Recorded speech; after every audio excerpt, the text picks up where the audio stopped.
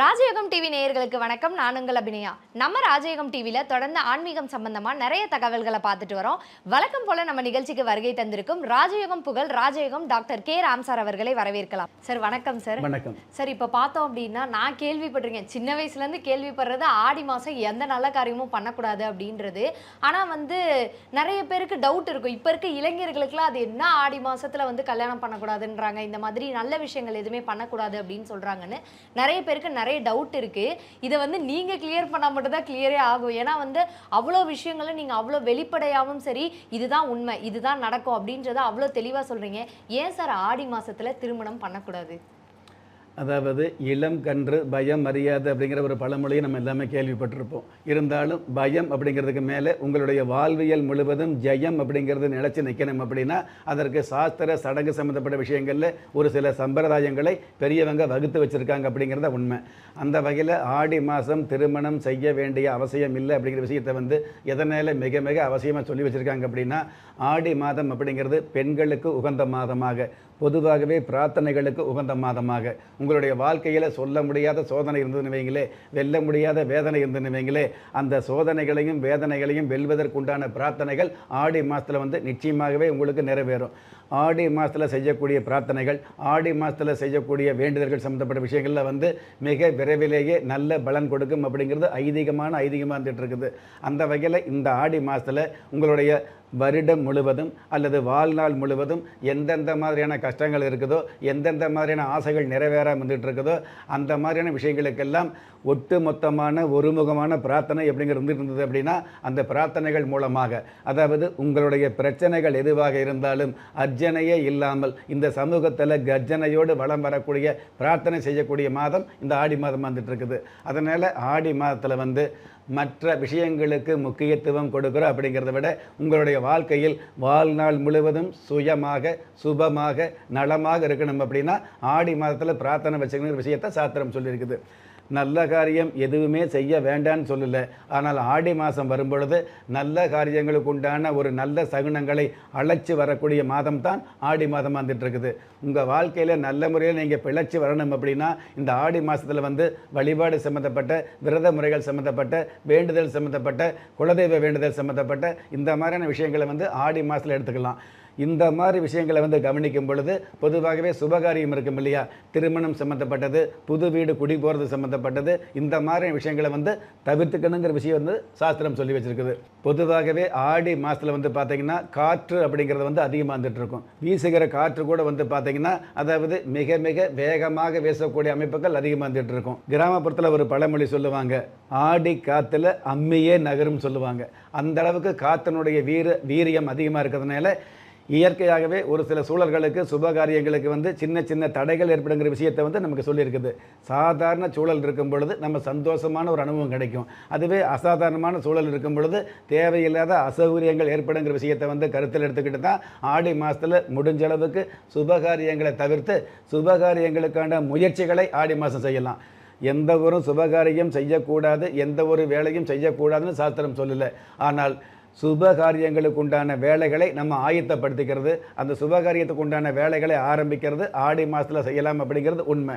இதில் திருமணம் அப்படிங்கிற விஷயத்தில் எதனால் ஆடி மாதம் சுபகாரிய சம்மந்தப்பட்ட திருமணங்களை நடத்த வேண்டாம்னு சொல்லியிருந்தது அப்படின்னா, பொதுவாகவே திருமணம் முடிஞ்சதுக்கப்புறம் நம்மளுடைய சாஸ்திர சம்பிரதாயப்படி, அதாவது மாப்பிள்ளை வீடு பெண் வீட்டுக்கு போகிறது, பெண் வீடு மாப்பிள்ளை வீட்டுக்கு வர்றது, இந்த மாதிரியான விருந்து அழைப்பு சம்மந்தப்பட்ட விஷயங்கள் இருந்துகிட்டு இருக்கும். இந்த அழைப்பு சம்மந்தப்பட்ட விஷயங்களில் ஒரு சிறு இரத்த குறி ஏற்பட்டதுன்னு வைங்களேன். இப்போ சாதாரணமாக வாகனத்தில் போகும் பொழுது, ஒரு வண்டி ஸ்டார்ட் பண்ணும் பொழுது, ஒரு நெகம் வெட்டும் பொழுது, இந்த பயணங்கள் சம்மந்தப்பட்ட விஷயங்களில் பெண் வீடு மாப்பிள்ளை வீடு போகக்கூடிய அந்த அமைப்புகளில் சிறு இரத்த குறி ஏற்படுதுன்னு வைங்களேன்.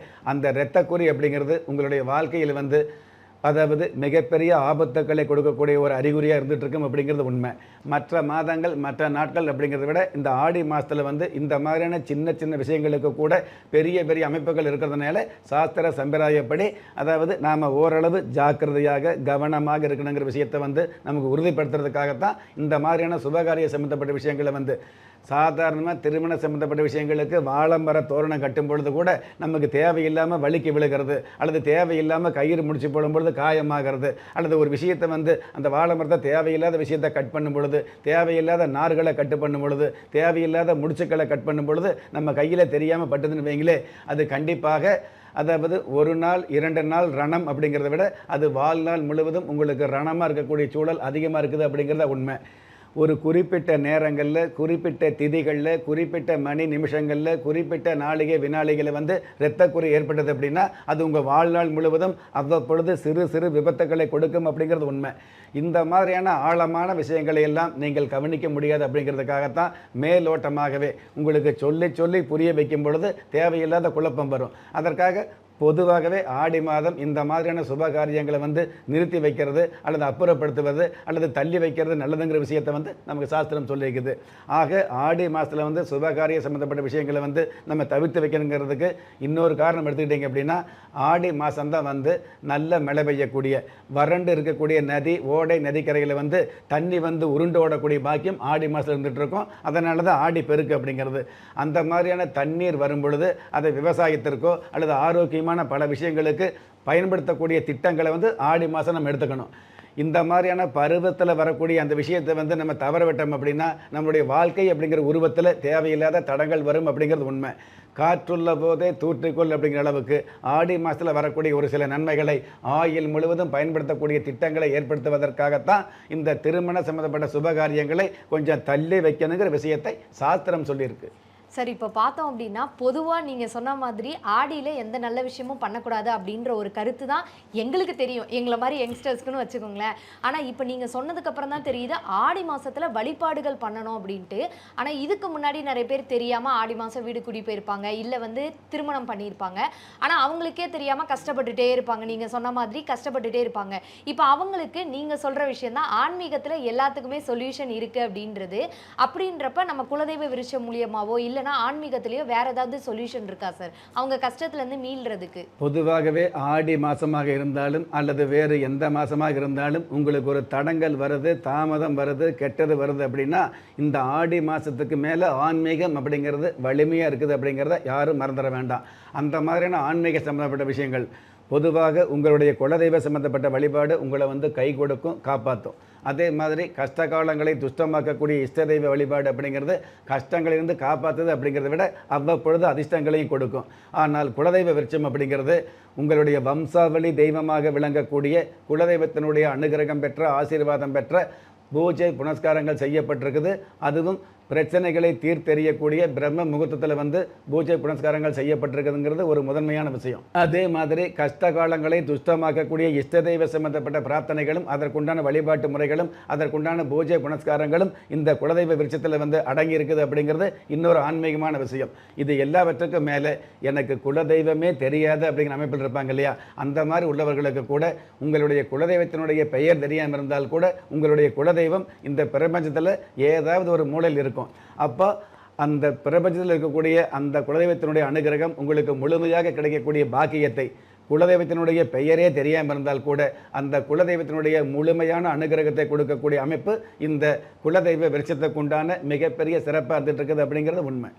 சரி, இப்போ ஆடி மாதத்தில் என்ன வழிபாடுகள் பண்ணணும் அப்படின்றதையும் ரொம்ப தெளிவாக சொன்னீங்க. அதே மாதிரி ஆடி மாதத்தில் ஆல்ரெடி கல்யாணம் பண்ணவங்களோ இல்லை வந்து ஒரு புது வீடு இல்லை ஏதோ ஒரு நல்ல விஷயம் பண்ணி கஷ்டப்பட்டுட்டு இருக்கவங்களுக்கு என்ன ஆன்மீகத்தில் சொல்யூஷன் இருக்குன்றதையும் தெளிவாக சொல்லியிருக்கீங்க சார். ரொம்ப நன்றி. நன்றி.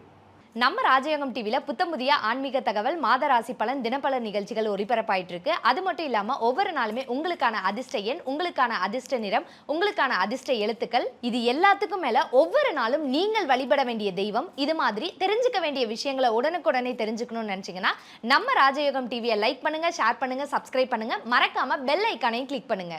திறமை இருந்தும் வறுமையில் வாடுகிறீர்களா? விதியை நொந்து விரக்தியில் இருக்கிறீர்களா? முயற்சிகள் செய்தும் முன்னேற்றம் கிடைக்கவில்லையா? களஸ்திரம் அமையாமல் கவலைப்படுகிறீர்களா? தாய்மையடையாமல் தவித்து நிற்கிறீர்களா? நவரத்தினம் போட்டும் நன்மைகள் கிடைக்கவில்லையா? பெயர் மாற்றம் செய்தும் பிரயோஜனம் இல்லையா? எந்திரத்தை நம்பி மந்திரத்தை சொல்லியும் மாற்றம் கிடைக்கவில்லையா? எண்கணிதத்தை நம்பி எழுத்தை மாற்றியும் ஏற்றம் கிடைக்கவில்லையா? வாஸ்துவை நம்பி வாசலை மாற்றியும் வளம் காணவில்லையா? ஹோமத்தை வளர்த்து யாகத்தை செய்தும் யோகத்தை காணவில்லையா? திரும்பிய பக்கமெல்லாம் திண்டாட்டங்களையே சந்தித்த உங்களை யார் கைவிட்டாலும் ஆன்மீகம் கைவிடாது. ஆம், அண்ட நிழலும் இல்லை, ஆதரிக்க யாரும் இல்லாதவர்களை குலதெய்வம் கைவிடுவதில்லை.